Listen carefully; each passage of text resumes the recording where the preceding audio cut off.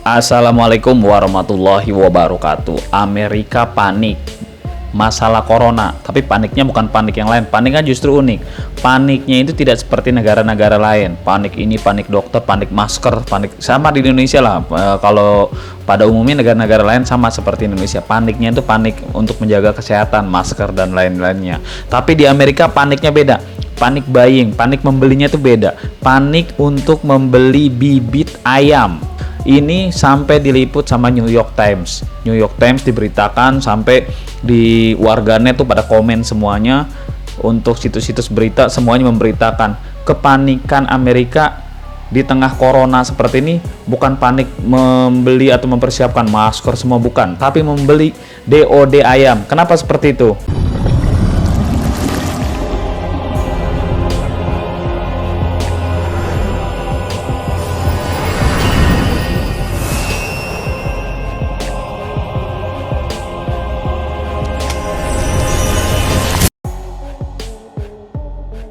Jadi begini pemirsa, kalau warga Amerika itu berpikir, prediksi mereka 1 bulan lagi, 2 bulan lagi, 3 bulan lagi mereka akan kesulitan makanan.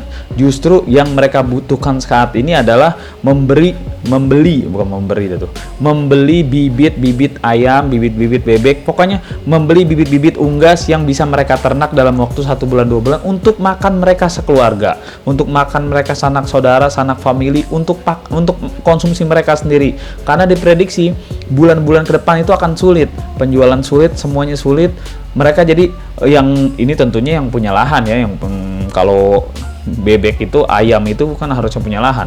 Ayam-ayam seperti ini kalau pembesarannya tidak punya lahan ya nggak bisa jalan juga. Akan tetapi kalau cuman ayam tentunya mereka belinya juga seukuran. Oh, kalau lahan saya segini beli ayamnya segini. Nah, panik buying ini, kepanikan membeli ini itu sampai ngantri. Toko-toko penjual bibit DOD itu panik, antri. Hal yang harus kita lihat di sini adalah apa yang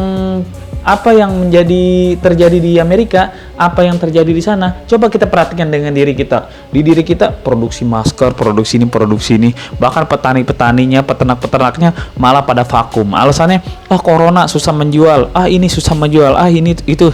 Maksudnya lagi corona, pasar sepi, semua sepi. Tapi pernah nggak berpikir, sebulan lagi, 2 bulan lagi, 3 bulan lagi, bagaimana pasokan makanan orang-orang? Kayak sekarang tapi memang benar, kayak peternak lele sekarang sampai kemarin bener-bener kejadian, sampai sekilo itu udah sekilo 6, saya sekilo 7, sekilo 6, nggak ada yang beli karena pasar sepi, pasokan sepi. Akhirnya lele tambah gede, dikasih makan nggak dikasih makan kanibal, dikasih makan, akhirnya ini kalau ikan lele ya, akhirnya sampai sekilo isi 3, sekilo 4, sekilo isi 4, sekilo isi 3 tidak terjual. Catat, tidak terjual. Bahkan dedengkotnya pemain lele di daerah Jakarta Barat, dedengkotnya sampai bilang, ini lele mau dikemanain, daya beli masyarakat turun drastis katanya, lele makin gede. Ini kalau lele nih ya. Nah, ini sebab corona. Akhirnya apaan? Mereka semua menahan. Yang tadi mau produksi menahan, yang tadi produksi ini itu, yang tadi budidaya ini itu menahan. Nah, menahannya ini karena bicara mungkin lele kali ya, beda sama ayam ternak. Subscribe gratis, tidak mengurangi apa-apa. Hanya klik subscribe lalu klik lonceng, tidak mengurangi apa-apa, gratis. Ingat itu, gratis. Saling berbagi agar channel ini terus terbangun. Kalau ayam ternak, kalau ayam potong begitu, kalau sudah masuk ke kategori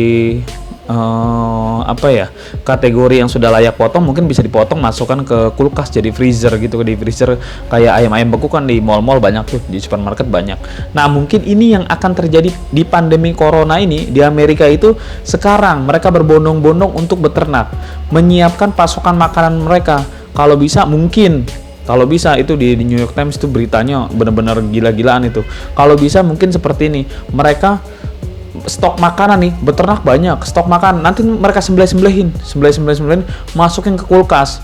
Ibarat kata kalau mereka beternak 100 ekor mereka sembelihin, masuk ke freezer, 1 hari makan 1 ayam, berarti mereka masih aman untuk jangka makan selama 3 bulan ke depan. Pasokan makan mereka masih ada lauknya gitu. Mungkin seperti itu. Jadi mereka berbondong-bondong membeli bibit ternak, bukan untuk dijual, melainkan untuk pasokan makan mereka secara pribadi. Nah, ini sebuah fenomena yang menurut saya patut saya sampaikan kepada kita sebagai pembudidaya nih. Walaupun kita, oh saya budidayanya budidaya ayam, lele, oh saya budidayanya gurame, oh saya cupang, oh saya lain-lain gitu. Tapi untuk situasi corona seperti ini, coba dipikirkan, ada salahnya nggak kalau kita beli bibit ayam, kita ternak, nggak usah banyak-banyak, 10 ekor, 20 ekor atau satu box kan 100 ekor ya. Cara makannya gimana, banyak kok. Ini kalau yang nggak punya kandang, nanti di video selanjutnya saya buat konsep minimalis beternak ayam.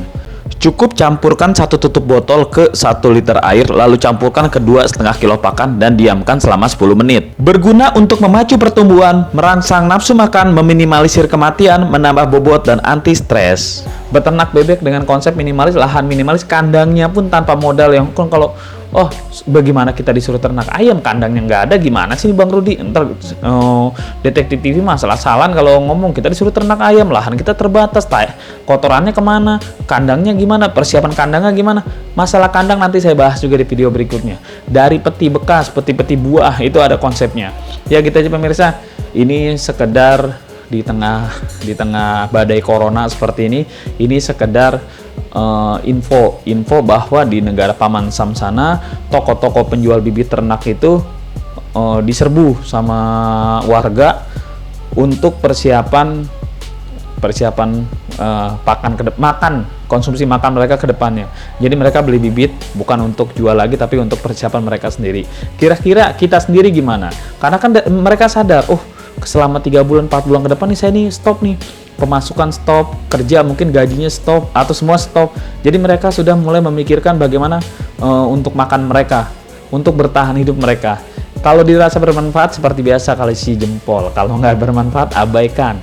Usikum nafsi bitaqwallah, dan saya berwasiat kepada kalian semua, juga kepada diri saya sendiri agar selalu bertakwa dan Allah dalam situasi seperti apapun. Maafin kalau saya salah ngomong, salah kata. Manusia tidak luput dari lupa. Wassalamualaikum warahmatullahi wabarakatuh. Kalau kamu merasa mendapatkan ilmu atau pengetahuan baru, boleh dong beri jempol agar memotivasi saya untuk terus berbagi.